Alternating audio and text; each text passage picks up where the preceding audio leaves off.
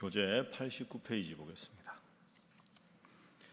계속해서 이방 나라들에 관한 심판의 말씀이 이어집니다. 두로는 지리적으로 무역이 활발한 곳으로 경제적으로 풍요로운 나라입니다. 하지만 하나님께서는 두로의 심판이 임할 것이기 때문에 애가를 지어서 부르라고 말씀하십니다. 두로가 심판을 당하는 가장 큰 원인은 재물로 인한 마음의 교만입니다. 아무리 큰 지혜와 총명이 있다고 할지라도 우리는 하나님이 창조하신 유한한 인간입니다. 하나님보다 높아진 모든 것의 심판의 이유가 됩니다.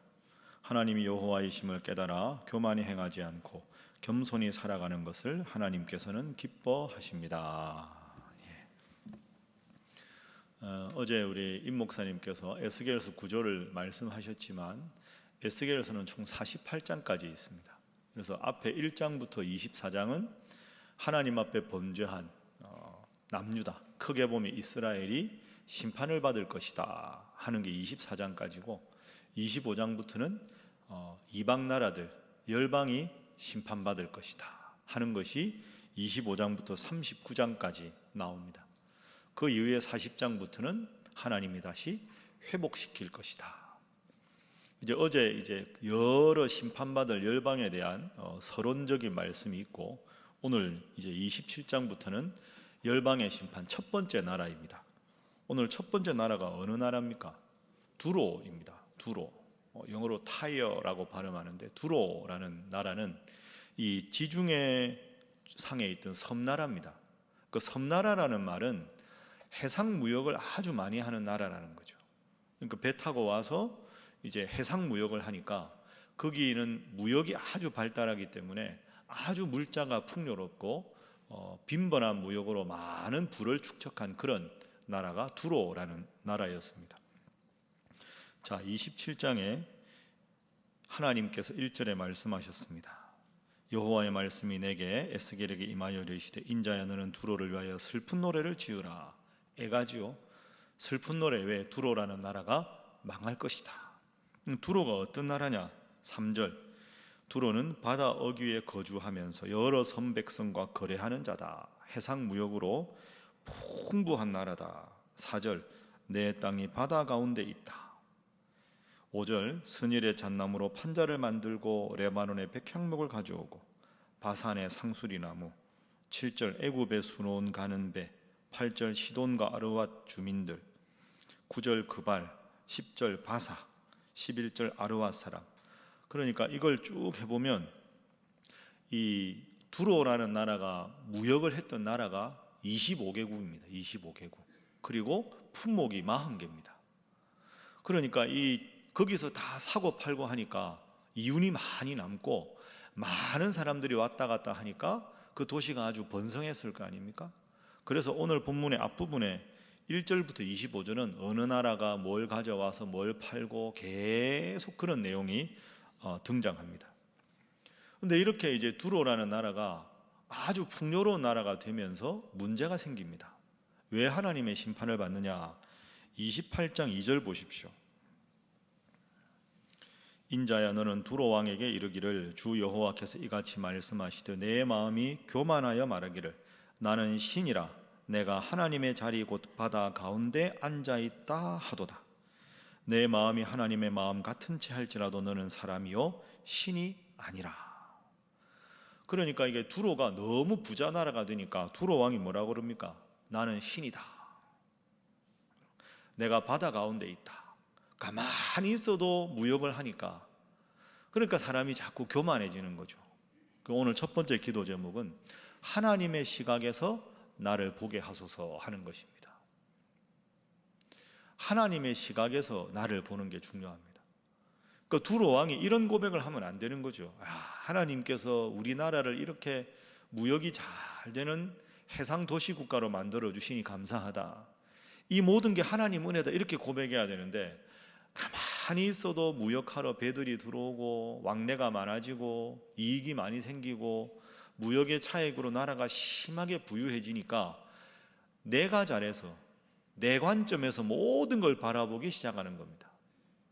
여러분 여기에 문제가 있습니다. 하나님의 관점에서 내 삶을 바라보느냐 내 중심으로 내 삶을 바라보느냐에 큰 차이가 있죠.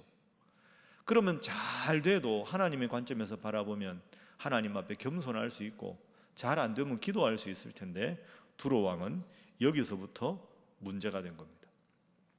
오늘 이 예언은 두로가 아주 번성할 때 하나님의 에스겔에게 주신 예언입니다. 나라가 망해갈 때가 아닙니다. 에스겔이 이 예언을 할 때 두로 왕과 두로 사람들은 코웃음을 치는 겁니다. 무슨 소리냐? 이렇게 우리나라가 부강한데 무슨 멸망을 이야기하느냐? 그런 말 하지 말아라. 선줄로 생각하는 자 뭐 할까 조심하라? 넘어질까 조심하라. 그래서 여러분들도 늘 하나님이 나에게 이 상황에서 어떤 생각을 하기를 원하시는가? 하나님이 어떤 마음을 품기를 원하시는가? 그게 인생의 성공과 실패를 가늠하는 기준이 됩니다. 늘 하나님의 관점에서 여러분의 삶을 바라보고 살아가시기를 주님 이름으로 부탁합니다. 두 번째 기도 제목은 모든 것에 청지기 의식을 갖게 하소서 하는 것입니다. 모든 것에 청지기 의식을 가지는 것, 이게 하나님의 관점에서 나를 바라보는 사람의 특징입니다. 하나님이 나에게 이 모든 것을 주셨다, 우리나라에 이 모든 것을 주셨다, 그런 마음이 청지기 의식 아닙니까? 다 하나님 것인데 나에게 맡겨놓으셨다, 이런 마음이 필요하다 하는 거죠. 제가 주일날 여러분들과 말씀 나눌 때도 다니엘 이야기했지 않습니까? 다니엘은 그 높은 67년간 4명의 왕, 3개의 제국을 거치면서도 가장 높은 지위에 있었지만 교만하지 않았습니다. 왜? 하나님이 주신 거니까. 하나님이 이 모든 것을 주셨으니 내가 하나님 믿다가 사자굴에 던져지더라도 하나님 뜻이면 하겠습니다. 다니엘의 훌륭한 믿음입니다. 소유자가 아니라 청직이다 하는 것이죠. 자, 27장의 18절 한번 보겠습니다. 자, 27장 18절 함께 읽어볼까요? 시작. 너의 제품이 많고 각종 보화가 풍부함으로 다메섹이 너와 거래하였으며 헬본 포도주와 흰 양털을 너와 거래하였도다. 아멘. 25절까지 쭉 나오는 중에 너의 제품이 많고 각종 보화가 풍부하다. 누가 주신 겁니까? 하나님이 주신 겁니다. 그런데 내가 잘해서, 내가 통치를 잘해서, 왕은 우리나라가 위치가 좋아서 이렇게 생각하는 겁니다. 25절 말씀에도 보십시오. 다시스의 배는 때를 지어 내 화물을 아느니 내가 바다 중심에서 풍부하여 영화가 매우 크도다. 하나님이 두로라는 나라를 바다 가운데 있게 하셨는데 하나님께서 주셨다는 청지기 의식을 잃어버리고 내가, 우리나라가 이렇게 타락하게 됩니다. 33절 말씀, 27장 33절. 내 물품을 바다로 실어낼 때 내가 여러 백성을 풍족하게 하였으며 내 재물과 무역품이 많으므로 세상 왕들을 풍부하게 하였도다. 이것도 하나님이 이렇게 하게 하신 것인데 내가 잘한 것이다. 아까 2절 기억나시죠? 28장 2절. 나는 신이라. 두로 왕이 그렇게 고백하지 않습니까? 그저 받은 것인데 다 하나님 은혜인데 내가 소유했다, 내가 청지기가 아니라 소유자다, 이렇게 생각하면서 문제가 생기는 겁니다. 사실은 원론적으로 생각해 보면 내 생명도 하나님 것이고 내 자녀도 하나님 것입니다. 하나님이 주시지 않으면 우리가 어떻게 오늘도 하루를 살아가고 내 자녀들을 내 자녀라고 부를 수 있겠습니까? 다 여러분이 가진 것이 여러분의 것이 아니라 하나님의 것인 줄로 믿습니다. 이게 청지기 의식입니다. 자주 나오는 것 같지만 제일 중요합니다. 이걸 잃어버리면 타락하게 됩니다. 나는 신이라. 우리나라는 잘 될 것이다. 내가 통치를 잘해서. 이렇게 자꾸 생각하면서 두로가 결국 망하게 된다. 그래서 먼 옛날에 두로를 향한 예언이 아니라 오늘을 살아가는 나에 대한 하나님의 경고다, 이렇게 생각하고 내 모든 것은 사도 바울의 고백처럼 하나님의 은혜로 된 것이다. 이 고백이 우리에게 필요한 줄로 믿습니다. 그래서 마지막 기도 제목은 오직 겸손하게 하소서 하는 것입니다. 오직 겸손하게 하소서. 다 하나님께로부터 온 것이니 겸손이 우리에게 필요한 거죠. 28장 3절부터 보십시오. 2절에 두로 왕이 나는 신이라 고백한 다음에 3절 내가 다니엘보다 지혜로워서 은밀한 것을 깨닫지 못할 것이 없다고 말한다. 다니엘의 두로 왕을 비할 게 아닌데 두로 왕이 그렇게 말합니다. 내 지혜와 총명으로 재물을 얻었으며 금과 은을 곳간에 저축하였으며 내 큰 지혜와 내 무역으로 재물을 더하고 그 재물로 말미암아 내 마음이 교만하였도다. 그러므로 주 여호와께서 이같이 말씀하셨느니라 내 마음이 하나님의 마음 같은 채 하였다. 자기가 잘한 게 아닌데 자기가 잘해서 다 얻은 줄로 착각하고 살아가는 겁니다. 결론적으로 하나님이 분명하게 말씀하십니다. 28장 14절 말씀 28장 14절 함께 읽습니다. 시작. 너는 기름 부음을 받고 지키는 그룹이며 내가 너를 세우매 내가 하나님의 성산에 있어서 불타는 돌들 사이에 왕래하였도다. 아멘. 따라하겠습니다. 내가 너를 세우매. 여러분 믿습니까? 이게 우리 고백이 되어야 됩니다. 내가 너를 세웠다. 내가 오늘 있는 이 위치도 하나님이 나를 세우셨다.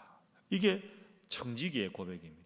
내가 우리 집안의 가장으로 하나님 앞에 부름을 받았고 내 자녀의 부모로 부름을 받았고 교회 사역자로 부름을 받았고 내가 지금 있는 직장에서 이 위치로 하나님이 부름을 받았고 그 의식이 늘 있으면 하나님이 그러면 나를 통해 뭘 이루기를 원하실까? 하나님이 나를 이곳에 세운 이유가 무엇일까? 내가 어떻게 하는 것이 하나님의 영광을 위한 것일까? 그걸 끊임없이 묻지 않겠습니까? 그걸 묻는 마음이 변함이 없어야 하나님 앞에 타락하지 않을 수 있다는 거죠. 다니엘이 그랬고 갈렙이 그랬습니다. 갈렙이 85세가 되어도 이 산지를 내게 주십시오. 다니엘이 67년 동안 그 높은 지위에 있었어도 하나님을 숭배하고 하나님 원하시는 길만 끝까지 가셨다. 여러분 참 이게 많이 반복되는 주제입니다. 왜 반복될까요? 그만큼 어렵기 때문입니다. 그만큼 중요하기 때문입니다. 하나님의 관점에서 나를 보고 모든 것을 청직이라고 여기고 오직 겸손해서 항상 하나님의 뜻을 이루어감으로 구하지 않는 모든 것까지 남김없이 얻으시는 우리 새벽에 온 성도들 되시기를 주님 이름으로 축복합니다. 기도하겠습니다. 하나님, 우리가 인생을 어떻게 살아가야 할지 아주 중요한 세 가지 원리를 일러주시니 감사합니다. 하나님, 알지만 살다 보면 자꾸 잊어버립니다. 하나님께서 뭘 원하시는지 하나님의 관점에서 내 인생을 바라보고 청지기 의식을 갖고 겸손하게 살아가게 하셔서 에스겔서 열방의 심판에 대한 말씀이 먼 옛날에 열방에게 주신 말씀이 아니라 오늘 나를 깨우는 말씀으로 받고 주님 앞에 바로 서게 하여 주옵소서. 하나님, 주님 앞에 바로 서는 우리 신일교회 되게 하여 주옵소서. 이 나라 이 민족이 되게 하여 주옵소서. 다 함께 주님 앞에 기도하겠습니다. 주여 믿습니다. 주여 믿습니다. 주여 믿습니다.